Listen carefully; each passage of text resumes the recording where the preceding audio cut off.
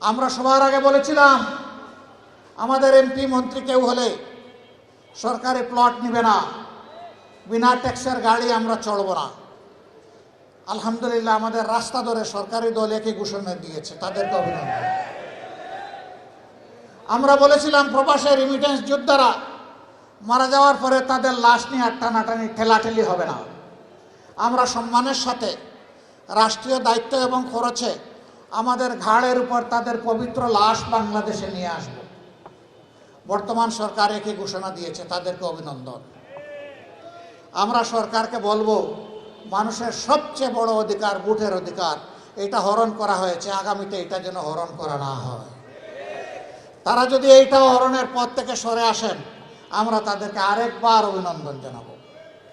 হ্যাঁ, জনগণের ভোটে তারা যদি 100% ভোট পেয়ে নির্বাচিত হয়ে যান তখনও তাদেরকে আমরা অভিনন্দন জানাবো। কিন্তু ইঞ্জিনিয়ারিং করে, কায়দা করে ইলেকট্রিসিটি বন্ধ করে দিয়ে আপনাদের পাশে ঘটেছে বাসন থেকে কারেন্ট বন্ধ করে দেওয়া হয়েছে, নয় করা হয়েছে। আমরা এগুলো আর দেখতে চাই না। দেশের বহু জায়গায় গায়ের জোর খাটিয়ে আমাদের এজেন্টদেরকে বের করে দেওয়া হয়েছে। ঢালাইয়ের সেরা প্রিমিয়ার সিমেন্ট। আমাদের এজেন্টরা রক্তের বিনিময়ে ভোট চায় নাই, এই জন্য তারা ছেড়ে দিয়ে চলে গেছে। আগামীতে মানুষের ভোটের অধিকারের পক্ষে জীবনের বিনিময়ে হলে আমরা দাঁড়িয়ে যাব ইনশাআল্লাহ। আপনারা দোয়া করবেন। অনেকে শরিয়ার শাসন শুনলে ভয় পান।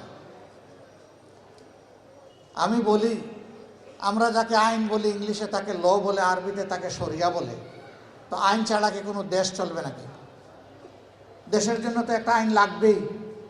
সেই আইনটা হতে হবে সবচেয়ে ভালো আইন। সবচেয়ে ভালো আইন যখন হবে তখন ভালো শাসন, সুশাসন দেশে আসবে। আইন মন্দ থাকলে সুশাসন কখনো আসবে না। এই পবিত্র রমজানের মাসে আমরা সরকারি দলের প্রতি আরেকটা আহ্বান জানাই, কমপক্ষে চাঁদাবাজিটা বন্ধ করে। আরেকটা বড় অভিনন্দন জানাবো, কিন্তু যদি বন্ধ না করেন আমরা জনগণকে সাথে নিয়ে প্রতিরোধ গড়ে তুলব ইনশাআল্লাহ। আমি আজকে ঘোষণা দিচ্ছি, এই 15 আসনে যারা চাঁদার জ্বালায় অতিষ্ঠ চাঁদা দিচ্ছেন তারা দিবেন না, এখন থেকে অস্বীকার করা শুরু করেন। কোনো জায়গায় বাধা দিলে আমাদেরকে ডাক দিবেন, আমরা এসে আপনাদের পাশে দাঁড়িয়ে যাব। সবাই মিলে আমরা একসাথে ফাইট করব ইনশাআল্লাহ। কি শুরু করতে হবে আপনাদের জায়গা থেকে। নীরবে দিয়ে যদি স্বীকার না করেন ভাই, আমরা তো কিছু করতে পারবো না। প্রতিরোধ, প্রথমে প্রতিবাদ, তারপরে প্রতিরোধ ইনশাআল্লাহ। আমরা এইভাবেই চালিয়ে যাব।